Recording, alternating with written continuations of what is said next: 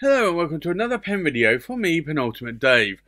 So I have here another pen for unboxing and review. I have done another one of these pens already. This is the Magna Carta pen that you can see here.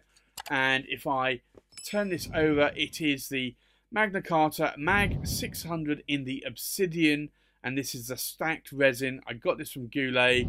Didn't get a discount. I paid the $420 US. Plus shipping, plus UK import tax and customs duty as well. So it wasn't 420, it was a lot more than that. But I'm glad I bought it because I am loving this and the other pen. So this is the Obsidian, the black or grey, and then I've got the Azure as well, which I've already done a review on. So if I remove the sleeve here, you will see Magna Carta here.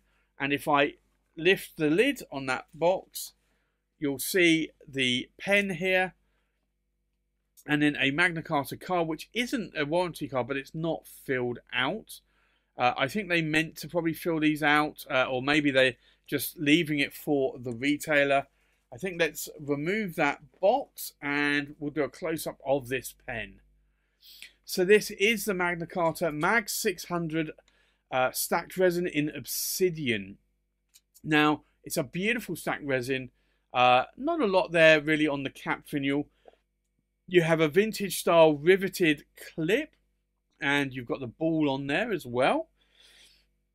The cap is very cylindrical, and it comes down to this Magna Carta cap band, a slight step down onto the body, and then it starts to taper in around about here where you would join the cap or the blind cap at that point. It's not a piston filling pen, it's a cartridge converter pen, but this really is a beautiful resin. It reminds me of the stacked celluloid eras, although the stacked celluloid was a lot narrower in terms of the thickness of these bands, but it really, I do like this a lot. Now, if I unscrew the cap, you'll see it's got a Magna Carta nib there. It's a number 6 size nib.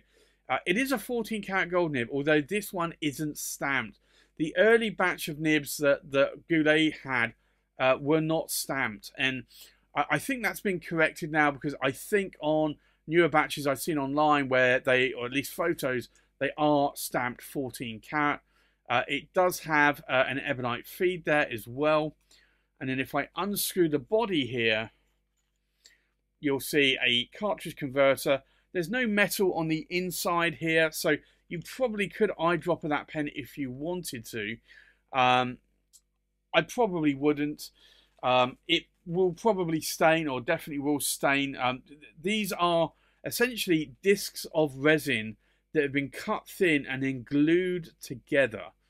Now, and then machined into a cylindrical pen. So you might find that you will get ink between some of these. You can't feel it here, but you might find that you could. I don't think it will come through to the outside of the pen. It'd be interesting if somebody does do it and how they get on with it. But I do find that a cartridge converter at this moment in time is probably the best option.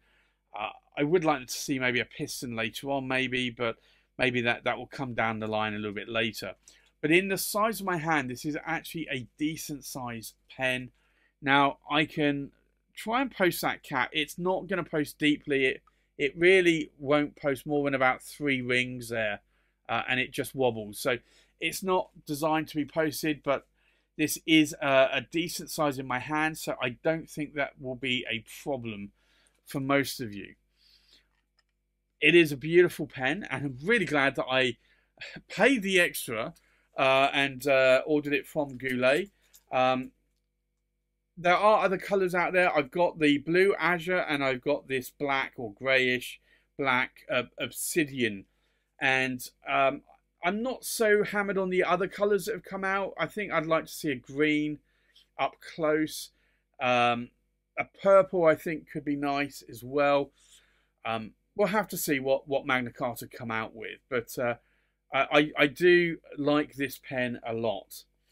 So I think with that, let's do a size check. We'll do a weight check. We'll do a pen comparison, and then we'll do a writing sample. So the full length of the pen, we are looking at about 150 millimeters in length. The length of the cap, we're looking at about 63 millimeters in length. The length of the body, we are looking at, to the tip of the nib or tip of the tines, about 137 millimeters in length. So it's not, I'm just going to double check that again. Yeah, it's 137. So definitely an oversized pen for sure. I think with that we'll do a weight check.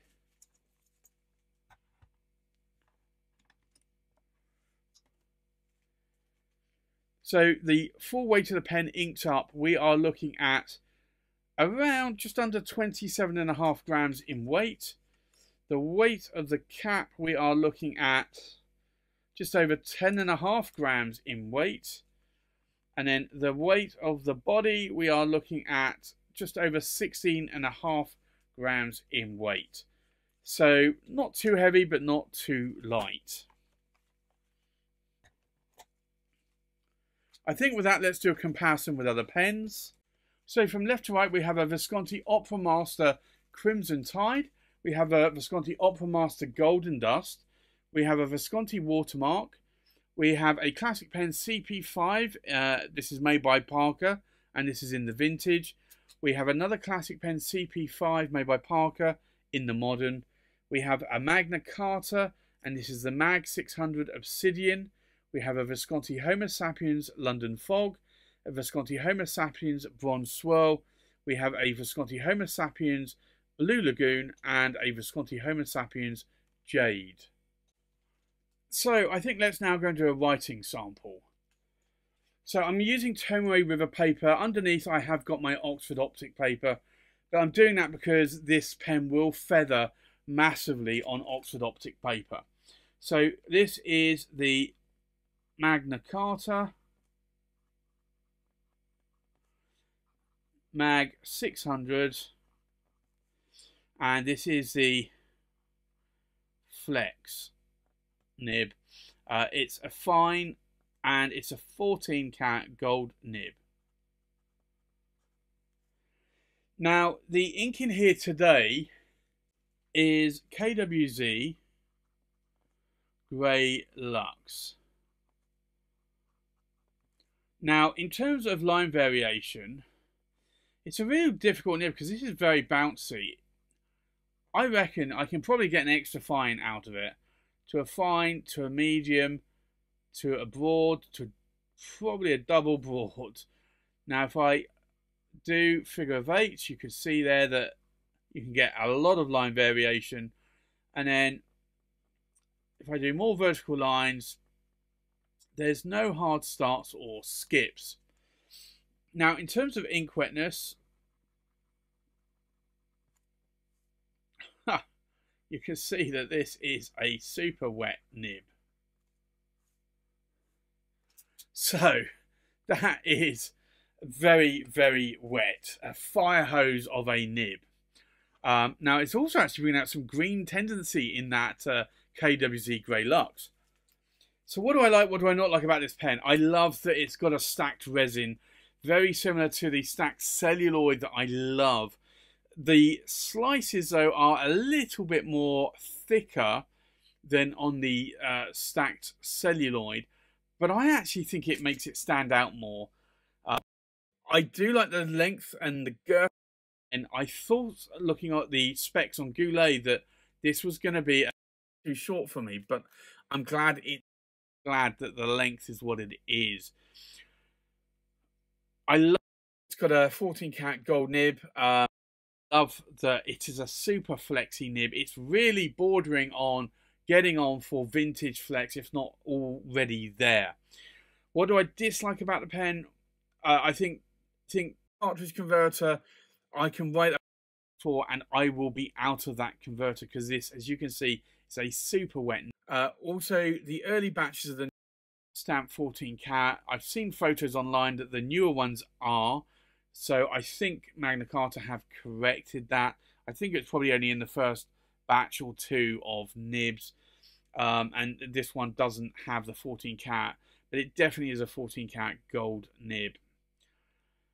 So there you have it. That's my unboxing review of the Magna Carta Mag 600 Flex nib in a fine 14 karat gold nib. Thanks for watching. Please like, comment, subscribe, and I'll see you on the next pen video. Bye-bye.